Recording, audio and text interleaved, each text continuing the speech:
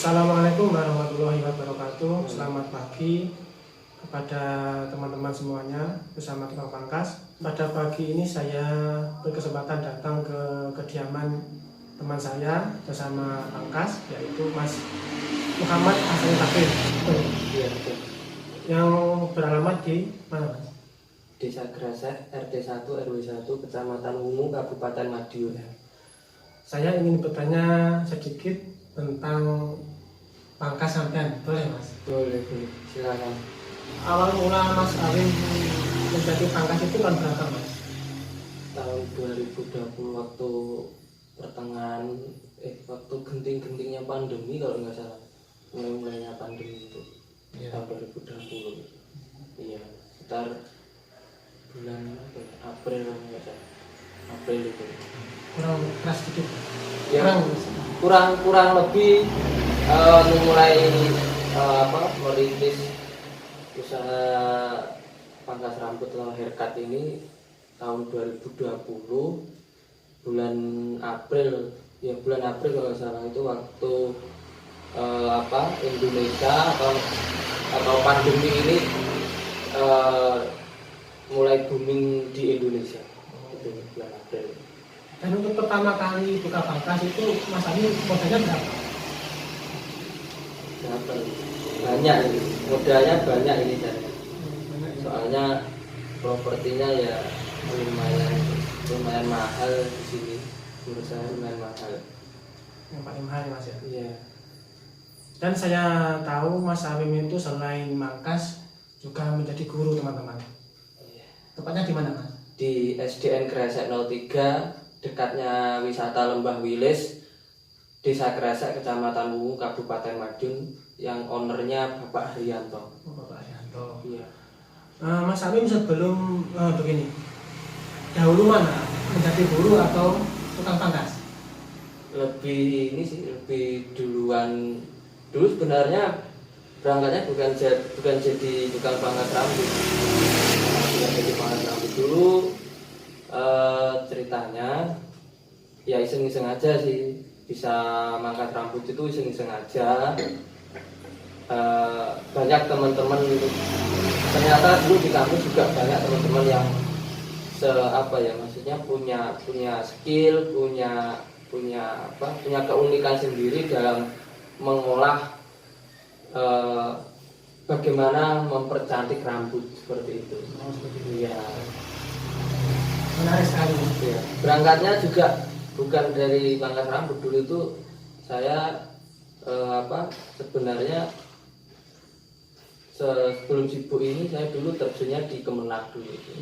Iya, jadi pegawai Kemenak. Nah, sambil kerja itu kalau ada waktu senggang ya belajar sama teman-teman kayak gitu, nanti akhirnya ya lama-lama bisa sampai sekarang ini, kurang lebih seperti itu. Mungkin ada alasan kenapa Mas Awin kok mau menjadi pangkas rambut, sedangkan Mas Awin sendiri notabene menjadi guru. Itu kenapa? Yang lebih mundur lagi ya. Alasannya apa? Apa enggak gimana ya Pak? Kan menjadi guru biasanya kadang agak malu ya. Ya mohon maaf ya, biasanya begitu. Ya itu kenapa Mas? Kok sampai terjun ke pangkas? Apa kesibukan saja atau mengisi waktu, atau kedepannya apa ada target bagi Mas Awin sendiri? Ya, ini pertanyaan sangat bagus untuk kita selaku pemuda yang hari ini bisa dikatakan kita bisa memasuki instansi, kita bisa terjun ke dunia entrepreneur. Nah, ini saya kenapa tidak malu? Karena ya mungkin hari ini saya masih punya usaha seperti ini, masih kecil-kecilan yang bisa Anda lihat sendiri di video ini. Karena menurut saya seorang berprofesi menjadi pangkas rambut itu bukan semata-mata kita pangkas rambut. Saya dulu berangkatnya itu melihat pangkas rambut itu bukan hanya sekedar motong, ternyata banyak materi di situ yang perlu dipelajari. Jadi ada yang namanya model-model seperti itu, desain rambut itu ada, kita bicara taper, ada kita bicara fade, kita ada bicara soal model rambut long trim seperti itu. Kalau ya itu kan apa ya, ternyata banyak variasinya gitu loh, banyak variasinya. Itu yang membuat saya menarik. Dan kalau bisnis seperti ini juga apa maksudnya, yang kelihatannya sepele saja ternyata punya banyak pembahasan, punya banyak materi. Kenapa harus malu seperti itu? Kalau tidak gitu ya. Iya. Oke, terima kasih. Jadi untuk kesibukan selain memangkas dan menjadi guru di instansi, apa ada lagi yang kesibukan Mas Salim di rumah atau di mana selain ini? Ya, kesibukan sehari-hari ya itu sih. Kalau saya pagi sampai siang itu saya di sekolah ngajar. Kalau siang mungkin ada waktu senggang ya saya kadang ya istirahat, waktu itu saya main keluar cari inspirasi. Saya buka stay di Sun Haircut ini, tempat pangkas rambut saya itu mulai jam 16. 16 Ya, 16 itu. Jam 16 itu sampai jam 22. Maksimal begitu. Kurang lebih ya seperti itu sih kegiatan saya sehari-hari. Karena ya kita melihat kondisi hari ini masih kita masih belum berjalan secara normal. Jadi apa yang ada kita lakukan saja, selama itu baik, selama itu halal, tidak mengganggu saudara-saudara kita. Menarik sekali ya pembahasannya. Ya, selain mangkas, menjadi guru dan menginspirasi teman-teman, ya mungkin gajinya juga lumayan besar ya. Dan ini kedepannya Mas Salim sendiri lebih ke guru atau ke pangkas, Mas? Kedepannya besok, maksud saya, apakah Mas Salim ingin membesarkan barbershopnya atau lebih ke menjadi guru? Ya, ini satu pertanyaan lagi yang sangat mengulik tentang pengalaman tentang pengalaman tentang perjalanan hidup ya ini. Untuk kedepannya mungkin harapan saya ya kalau bisa ya berjalan bersama. Oh, bersama. Iya, jadi saya melihat untuk dunia pangkas rambut sendiri, di situ kita nggak hanya mangkas gitu, kita bisa memberikan edukasi di situ, kita bisa berdiskusi dengan customer. Nah, kita mangkas saja bisa memberikan edukasi, kita bisa memberikan kita bisa memberikan pandangan lain tentang pemikiran orang lain, dan itu ternyata tidak jauh berbeda saat kita bisa berprofesi menjadi seorang tenaga pendidik seperti itu. Terus Mas Salim kan katanya sebelum mangkas dia menjadi guru. Dan kenapa Mas Salim kok menjadi barbershop barberman? Apa ada dari motivasi orang lain atau inspirasi dari orang lain atau gimana? Ya setiap orang tuh untuk melakukan sesuatu itu pasti ada motivasinya ya.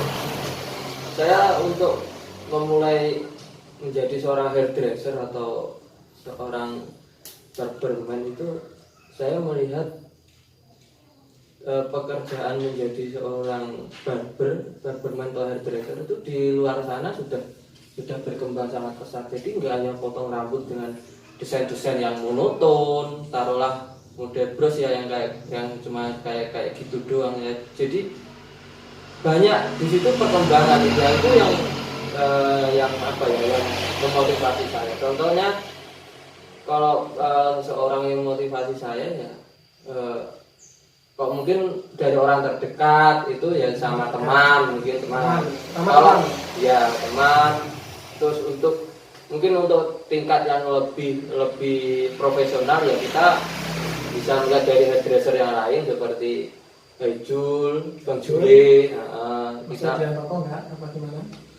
Saya kurang ngefans sih sama Mas Rudian kok. Apa Jul? Enggak. Ya nggak apa-apa ya. Kita kan punya privasi masing-masing untuk tokoh yang kita kagum. Kalau Mas Turis, saya potong. Kalau Mas Turis gimana? Mungkin Mas Turis nanti bisa melihat. Untuk Mas Turis sendiri, ya saya melihat kegigihannya beliau sih menjadi seorang barberman yang berangkatnya dari yang kecil-kecil, terus bisa sampai sekarang ini ya Mas Turis ya. Semoga Mas Turis lancar terus usahanya. Mas Turis, doakan Mas Awil ini menjadi barberman yang sukses. Terima kasih. Terus apa ya? Mungkin karakter setiap orang berbeda-beda ya, setiap hairdresser itu. Mungkin seperti seperti reporter kali ini yang mereview kan punya yang mereviewnya itu ini kan seperti Mas Odik sendiri punya basic sendiri untuk motong. Mungkin dia basicnya mungkin untuk yang taper atau long trim atau apa. Saya juga punya karakter sendiri untuk makan ke orang gitu. Kalau saya lebih suka makan yang model Korea seperti itu dan long trim saya suka. Motivasi apa dari Mas Awim kepada anak-anak mungkin pemuda yang ingin mendirikan pangkas rambut? Motivasinya gimana? Untuk Mas Awim tidak ada motivasi untuk pemuda Indonesia supaya tidak canggung atau tidak ragu membuka pangkas. Sedangkan Mas Awim sendiri belum berumur 30 tahun loh, ini teman-teman. Dia sudah berani membuka pangkas sendiri. Luar biasa loh buat saya. Ya, terima kasih atas apresiasinya dari teman rekan saya yang sama pangkas rambut. Ya, motivasi apa ya? Untuk memulai bisnis itu jangan malu, butuh keberanian juga itu sih. Terus jangan lupa kita harus menerima kritik, kita harus belajar menerima kritik dari orang, kita harus terbuka. Terus dan satu lagi, kalau punya usaha itu kita harus berani menggaransi. Misal potongan kita bekerja di bidang jasa seperti ini, taruhlah pangkas rambut. Jadi kalian itu jangan hanya memikirkan cari cuan, jangan cuma cari nama. Jadi juga kalian pentingkan kualitas hasil karya kalian. Terus bukan selain kualitas juga kalian harus memikirkan garansi. Nah, garansi itu adalah salah satu kita menjamin psikologi customer kita. Psikologi customer. Iya, gitu. Jadi kalau gagal, ya katakan bahwa ini karena saya kurang bagus dan saya sebagai konsekuensi harus punya garansi apa gitu. Jadi kan setiap karakter, setiap hairdresser itu beda-beda. Gitu. Nah, ini mungkin lebih ke pribadi ya. Iya. Kalau untuk tarif gimana Mas? Di daerah sini gimana? Oh, iya. Kalau untuk tarif itu kita bisa melihat perekonomian sekitar ya. Kita bisa melihat perekonomian sekitar. Jadi kalau saya itu sebenarnya maunya itu kalau tarif itu setiap model berbeda. Setiap model itu berbeda. Karena